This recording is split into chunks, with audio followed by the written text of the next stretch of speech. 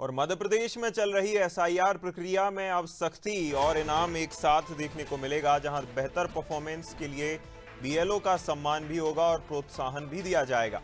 जहां SIR digitalisation तेज करने पर बीएलओ को ट्रॉफी भी दी जाएगी और इसके साथ ही साथ जो व्यक्ति या बीएलओ एसआईआर में लापरवाही बरतता है तो उस पर एक्शन भी त्वरित लिया जाएगा। तो एक तरफ स्पेशल इंटेंसिव रिवीजन पूरे मध्य प्रदेश में बड़े स्तर पर चल रहा है, जो है मतदाताओं के प्रमाण पत्र साथ ही साथ उनके दस्तावेज जांचे जा रहे हैं और मतदाता सूची का शुद्धिकरण चल रहा है। दूसरी तरफ बीएलओ के लिए अब सख्ती और इनाम भी साथ साथ एसआईआर में देखने को मिलेगा, जहां बेहतर परफॉर्म करने वाले बीएलओ को सम्मानित किया जाएगा, साथ ही साथ प्रोत्साहन भी दिया जाएगा और एसआईआर डिजिटलाइजेशन तेज करने के लिए बीएलओ को ट्रॉफी भी दी जाएगी। ज्यादा जानकारी के लिए दिव्या सहयोगी हमारे साथ लगातार बनी हुई हैं। दिव्या, एसआईआर प्रक्रिया देखा जिस तरह से जब शुरू हुई थी 4 नवंबर से तो कुछ सुस्ती देखने को मिली थी, लेकिन जिस तरह से अब एसआईआर आगे बढ़ रहा है और तेजी आ रही है एसआईआर प्रक्रिया में, क्या अपडेट?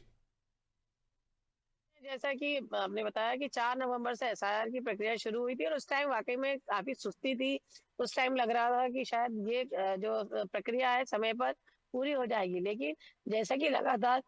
सवाल उठाए जा रहे हैं कि जो 1 महीना है ये वाकई में काफी कम है। अब इसके का असर जमीन पर देखने को मिलने लगा है। जहाँ बीएलओ को टारगेट पे टारगेट दिए जा रहे हैं, वहीं जो चुनाव आयोग लगातार अपनी मॉनिटरिंग में भोपाल को का जो पिछड़ा है जो एसआईआर पे, इसको लेके लगातार कलेक्टर को फटकार पड़ रही है। और जो निदेशक है चुनाव आयोग की शुभ्रा सक्सेना, उन्होंने भोपाल आके भी इसकी समीक्षा की, ऑनलाइन भी मॉनिटरिंग हुई और लगातार इसकी चुनाव आयोग द्वारा समीक्षा की जा रही है। अब कोशिश की जा रही है कि इस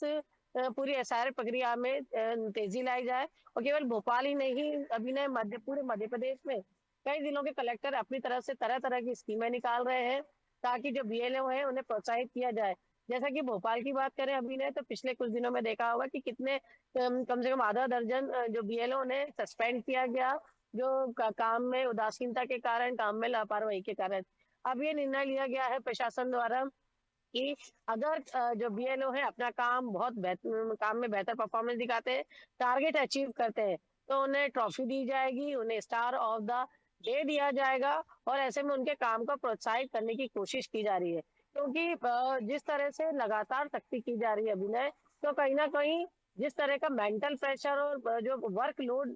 बीएलओ पे डाला जा रहा है, अब उससे वो भी असंतोष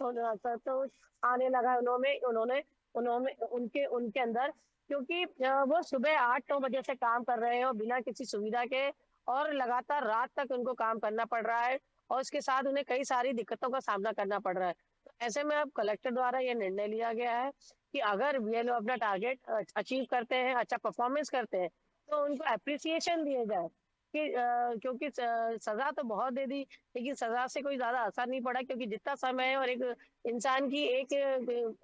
हद होती है कुछ काम करने की, एक लिमिट होती है, वो कोशिश की जा रही है। बीएलओ लगातार कोशिश कर रहे हैं घरों में घूम घूम के, ताकि फॉर्म दे पाए, फॉर्म ले पाए, और ऐसे में कई सारी दिक्कतों का भी दिक्कतें देखने में आ रही है, जैसा कि लोगों के नाम नहीं मिल रहे हैं, किसी को फॉर्म नहीं मिल रहे हैं, तो तरह तरह की इसमें कई दिक्कतें देखने में आ रही है। तो ऐसे में अब ये निर्णय लिया गया है। अब देखना ये है कि जो बचा समय है, कि आज जो 22 तारीख हो गई है, इसके बाद कितनी जो अब ये निर्णय लिया गया है प्रोत्साहन का, अब इसका क्या असर फील्ड में होता है, क्या कि जो बीएलओ पहले जो काम कर रहे हैं, जो भी लापरवाही कर रहे हैं, क्या उसमें कुछ तेजी आती है, अब ये देखने वाली बात होगी। बिल्कुल, कहीं ना कहीं जिस तरह से पहले भी सख्ती देखने को मिली थी, निलंबन की प्रक्रिया हमने देखी और अब प्रोत्साहन को लेकर जिस तरह आगे बढ़ाया जा रहा है, चाहे बूथ लेवल ऑफिसर्स को और ज्यादा जो है मोबिलाइज करने की बात हो, तो देखना होगा कि कितना असर इसका पड़ता है। दिव्या, बहुत शुक्रिया हमारे साथ जुड़ने के लिए, तमाम जानकारी के लिए।